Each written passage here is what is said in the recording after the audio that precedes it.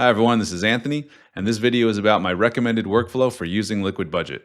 My goal is to set up a budget that requires the least amount of work to manage and then simulate some common scenarios throughout the month. So what works best for me is having my flexible, discretionary expenses up here at the top since I tend to move this money around. Under that, I have my fixed, boring monthly bills. Below that, I have my scheduled expenses, which are annual or quarterly bills. And although I treat these like monthly expenses in the sense that I'll save equal amounts every month, I keep them separate because these buckets tend to keep money in them at the end of the month, whereas with my monthly bills, I'll move out anything left over into savings. Next, I have my special events like holidays or weddings. And finally, at the bottom is my savings category with two very important buckets. The first one is next month, and this is what drives being 1 month ahead. During the current month, I'll move my paychecks here, so when next month rolls around, I have all the money I need ready to be reassigned. Now, of course, you could jump ahead and fund your future buckets directly, but my criteria here is to make this as simple as possible, and it's just easier to park this money in one place rather than bouncing back and forth. And last but not least is my general savings bucket, where all my extra money tends to end up. So of course, tailor this to your needs, but afterwards we want to set up quick assignments on all our buckets. And the best way to think about quick assignments is not so much as goals like you may be used to, but rather as strategies that you're using to fund your buckets at the start of the month. So we have 3 strategies to choose from. The first is default, and it's dirt simple. It's just the initial amount you assign to your bucket, and it's what we're going to use for all of our discretionary buckets. You set the amount on this side panel, and you can even think of this like a soft target. For example, I'm going to try to spend under $1,000 on groceries this month. Maybe I will, maybe I won't. We can use this same strategy for all of our monthly bills. We know what they're going to be, more or less. But if it's something variable like electricity, then just pick the higher amount and move any extra money out later. Remember, nothing here is set in stone. We're just trying to be flexible and keep things simple. Now down to scheduled expenses. These are expenses that occur in the future, and for those we'll use a future quick assignment. The strategy here is to break down a big bill into equal monthly amounts. So we designate the total amount, when it's due, when it repeats. And one very important thing to mention here is that if you follow this strategy, this money will be available by the first day of the target month. The date you choose here is just for your reference because you'll have already saved this amount last month and you'll start saving for the next occurrence this month. In other words, you're always assigning money for the future and you're always spending money that you've already saved. Okay, down to special events. We have a recurring holiday, so we'll use another future assignment. This is a one-off wedding. I recommend saving for events like these individually, so this is just a non-repeating future assignment, and I'll archive or delete this bucket after the event happens. Finally, we have a vacation that we're saving up for, so we'll use our last quick assign strategy, which is a minimum assignment. The difference between default and minimum is that we'll see a warning if we don't set aside at least the minimum amount until we've hit our target. This kind of strategy also works great for building up an emergency fund over time. Now, what to use for our next month bucket? Technically, we're saving for the future, but how much do we need to save? Well, we've already answered that through our quick assignments. So if we select everything, we can see the total amount up here in quick actions, and we know that we need around $6,000 at the start of the month to fund every single one of our buckets. So let's use that as our target, $6,000 at the start of the month, and we want that to repeat every month, so we're always saving up to be 1 month ahead. And you can be flexible here and give yourself a little extra buffer, or if you have commission-based income, you may want to save up 2 or 3 times this amount and be multiple months ahead. And finally, since our general savings bucket doesn't have a purpose other than to hold extra money, this will be the only bucket that doesn't have a quick assignment. However, I tend to use this bucket very frequently. When I have extra money, I'll move it here. When I need to cover an overdraft, I'll pull it from here. So because this is a high traffic bucket, I'm going to edit it and set it as my favorite. So it's the default destination when I'm moving money around. Okay, I know that was a lot of prep work, but it will all be worthwhile because now we have a solid starting point for our budget. Next, let's move on to the accounts. I'm going to add a checking account,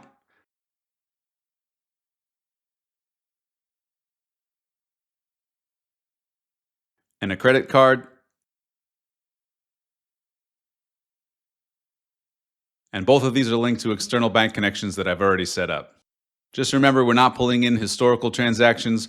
We're looking straight ahead and waiting for the next import. Now, if you have a balance on your credit card, the first thing to do is set aside money for your next payment or the entire balance if you don't carry debt. So I'm going to move in the full amount. Everything is defaulted. And now our credit card is all set. By the way, you'll only ever have to do this once because when you use your credit card, the money will move from your buckets to the payment pool and you'll always have the right amount set aside. So now that the accounts are set up, notice we have these two lightning bolts. This tells us that we have transactions ready to reconcile, and we can use Smart Reconcile without logging into our bank account. Now, that doesn't mean we're blindly trusting the import. It means that on the one hand, we have the account balance imported from our bank, and on the other hand, we have the cumulative balance of every single transaction in our budget. And it's only when these two numbers match that you'll see this Safe to Reconcile box. If they don't match, for example, if I add an extra transaction,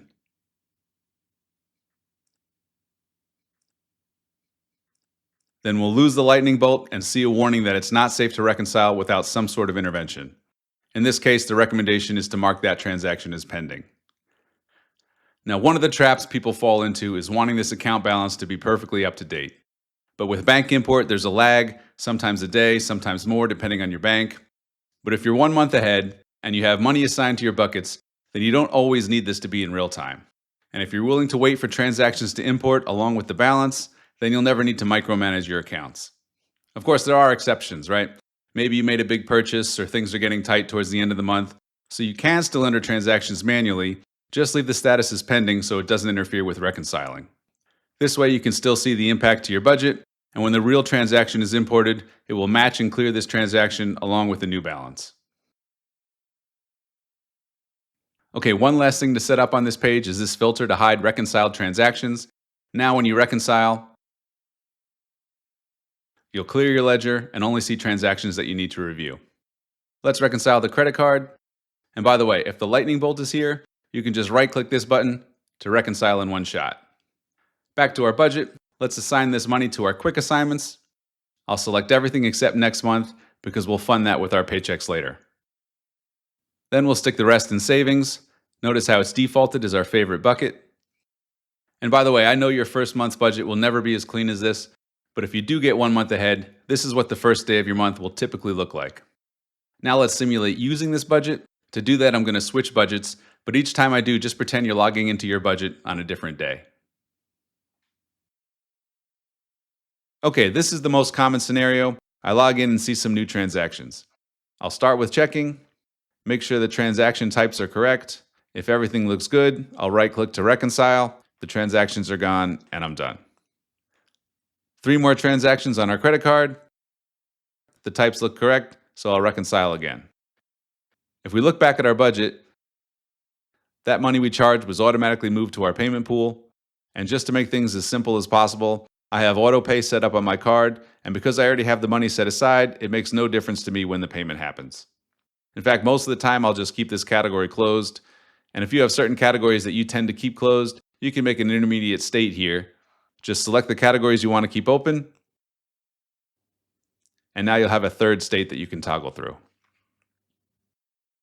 One last thing, I have some money left over in my electric bucket, so I'll move that out to savings, and now we're all done for the day. Okay, it's a new day, and we have a problem with one of our accounts. As a general rule, anytime you see anything red in LiquidBudget, you should fix it. Red always means something is wrong, either a transaction isn't categorized or there's an overdraft in your budget. And since your accounts drive the rest of your budget, you should always fix account errors first. In this case, we have an uncategorized transaction from a payee we've never seen before.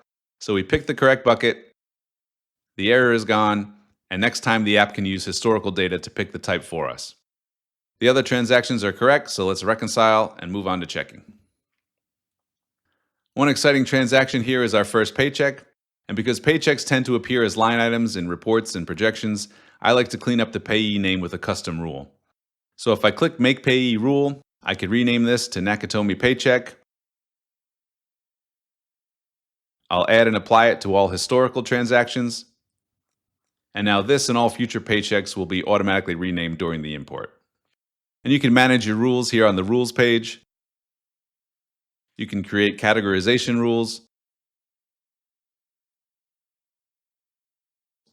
and even simulate transactions to see how they all interact.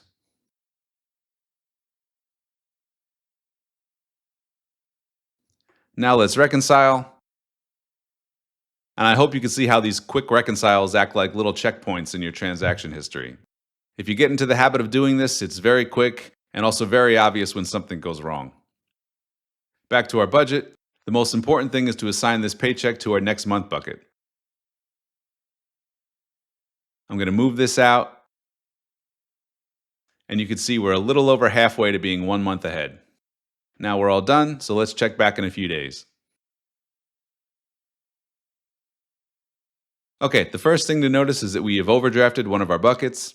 Again, anytime you see anything red, you should fix it. Notice that all of the available amounts are outlined as a hint that the numbers inside are no longer reliable. To fix it, we just have to cover the overdraft, and I could use my savings, but I like to exhaust this discretionary category first before I start rating my savings. And by the way, decisions like this are really the heart of envelope budgeting, being aware of your spending and adapting to it.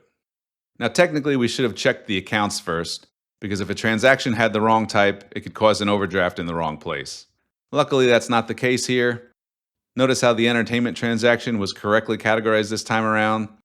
Another interesting transaction is our credit card payment, which is really just a transfer from our checking account. And this money that is leaving our checking account is going to be deducted from the payment pool. If you use autopay, this payment will usually be your monthly statement balance rather than the entire card balance. But as long as the amount in your payment pool matches the total balance on the card, you won't carry debt, you won't pay interest, and you won't have to worry about it. Okay, let's finish reconciling.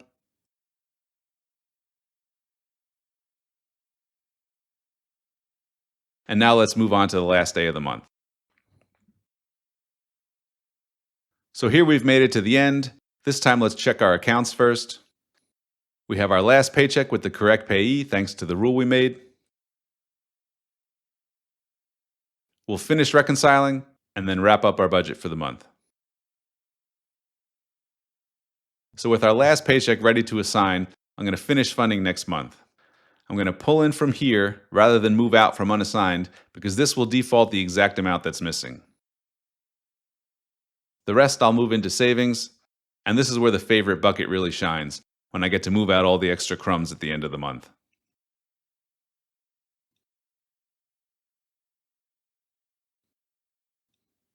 Okay, now, let's jump ahead 1 month. Here I'm going to unassign all the money from the next month bucket, reassign all of that money to the other buckets, and just like that, I'm fully funded and ready for a new month. Very easy thanks to our prep work, and it's not always perfect. Sometimes with the import delay, you'll see transactions come in for the previous month, but you'll see a red strike here if you have any overdrafts. And you may need to tweak your quick assignments here or there or add new buckets, but the goal is to keep refining your budget and make your finances predictable and easy to manage. And then, as your finances become predictable, you can use projections to plan into the future. So as one last bonus, let's set that up. We can use our same quick assignments. Just click the assignment projections and set quick assign as the projection strategy.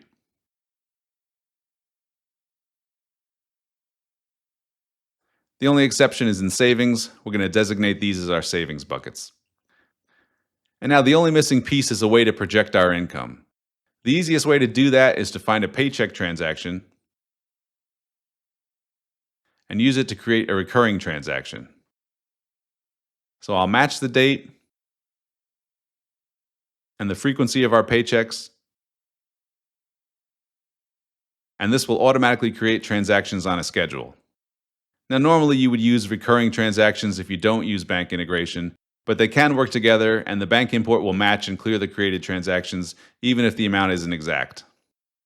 Another benefit of doing this is you'll see the upcoming transactions on your ledger over here on the calendar,